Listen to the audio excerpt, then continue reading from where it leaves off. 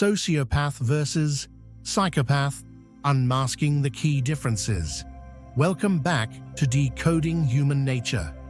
Today, we're diving into one of the most misunderstood and fascinating aspects of human psychology: the differences between sociopaths and psychopaths. These terms are often used interchangeably, but the truth is, they represent two very distinct behavioral patterns under the broader category of Antisocial Personality Disorder, or ASPD. Before we begin, let me ask you a question. Have you ever met someone who seemed completely devoid of empathy? Someone who used charm as a weapon, leaving destruction in their wake?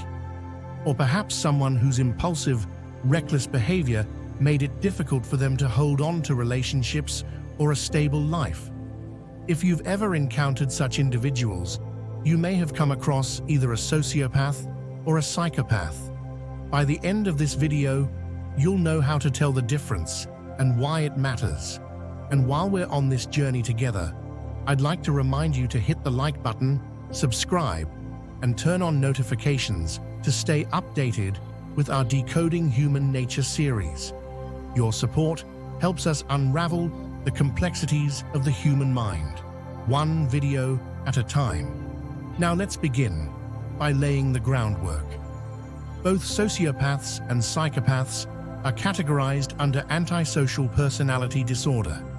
This means they share some key traits: a disregard for the rights of others, manipulative tendencies, a lack of remorse, and an inability to conform to social norms. But the way they exhibit these traits couldn't be more different. Picture this: two individuals commit a crime.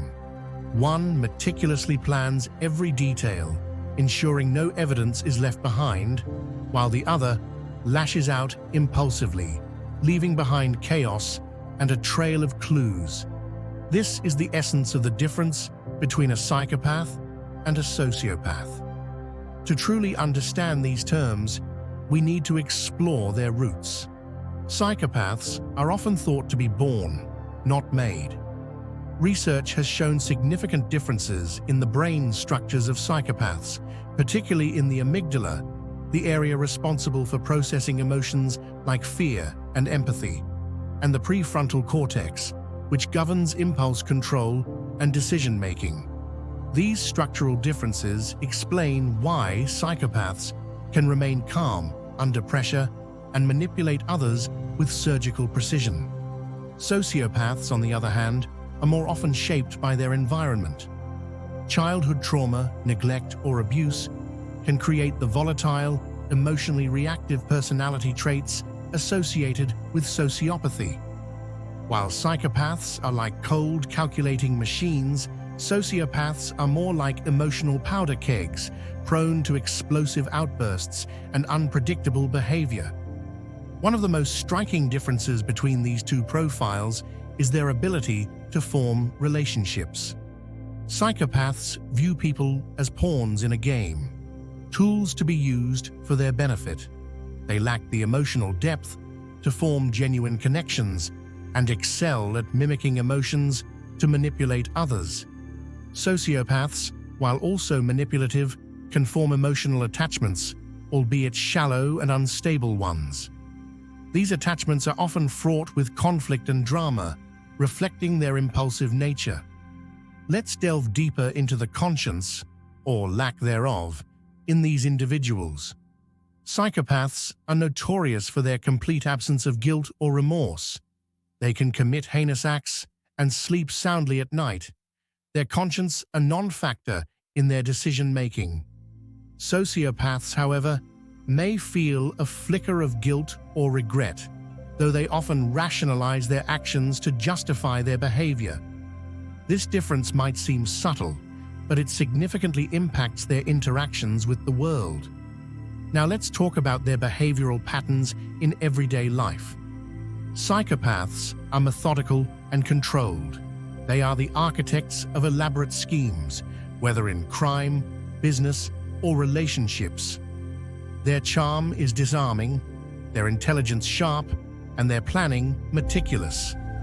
Sociopaths, by contrast, are impulsive and erratic. They struggle with long-term planning and are more likely to be caught due to their haphazard approach to life. This brings us to a fascinating aspect of psychopaths, their prevalence in high-stakes professions.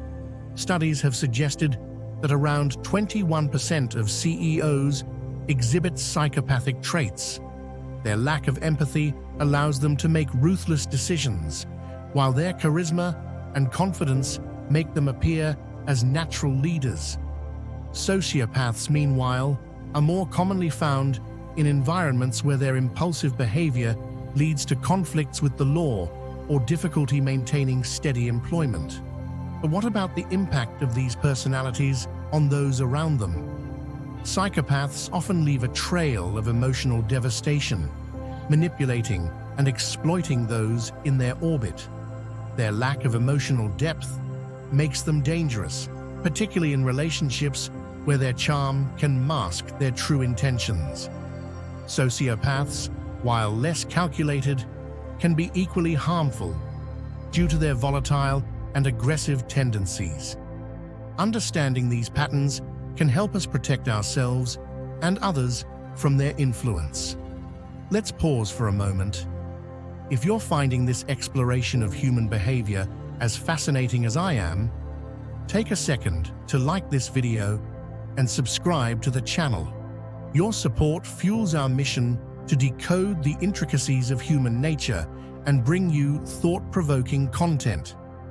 Now let's shift our focus to popular culture. Psychopaths and sociopaths have been immortalized in movies, TV shows, and books. Hannibal Lecter, from The Silence of the Lambs, is a quintessential psychopath, calculating, manipulative, and devoid of remorse. On the other hand, the Joker from The Dark Knight embodies sociopathy with his impulsive, chaotic nature and disregard for societal norms. While these characters are dramatized for entertainment, they offer a glimpse into the real-world traits of these personalities. But real life is rarely as black and white as fiction. Many individuals with psychopathic or sociopathic traits function in society, blending in with those around them.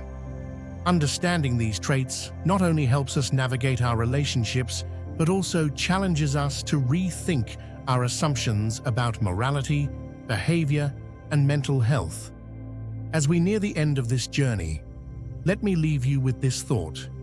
While the terms sociopath and psychopath are often used to vilify individuals, they represent complex aspects of human psychology.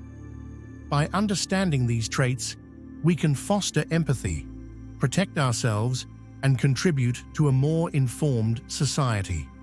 How to respond? If you suspect someone in your life exhibits traits of psychopathy or sociopathy, how should you respond? Psychologists recommend prioritizing self-protection and seeking professional guidance. These personalities often resist change, as their lack of insight into their behavior makes traditional therapy challenging. Cultural representations. Now let's turn our attention to how these traits are depicted in popular culture. Hannibal Lecter, with his chilling intelligence and lack of empathy, is often cited as a quintessential psychopath. Meanwhile, Tony Montana from Scarface, with his impulsive and reactive nature, offers a glimpse into sociopathy. While these characters are exaggerated for entertainment, they provide a window into the behavioral patterns we've discussed. Why it matters. Understanding sociopathy and psychopathy isn't just about identifying bad people. It's about recognizing the spectrum of human behavior and the factors that influence it. By educating ourselves, we can foster empathy, improve mental health awareness, and contribute to a society that values understanding over judgment. Thank you for joining me on this deep dive into the minds of sociopaths and psychopaths. If you've enjoyed this video, remember to like, share, and subscribe to support our channel. And don't miss our next episode, where we'll explore the psychology of gaslighting, one of the most insidious forms of manipulation in human relationships. Until next time, stay curious and keep decoding human nature.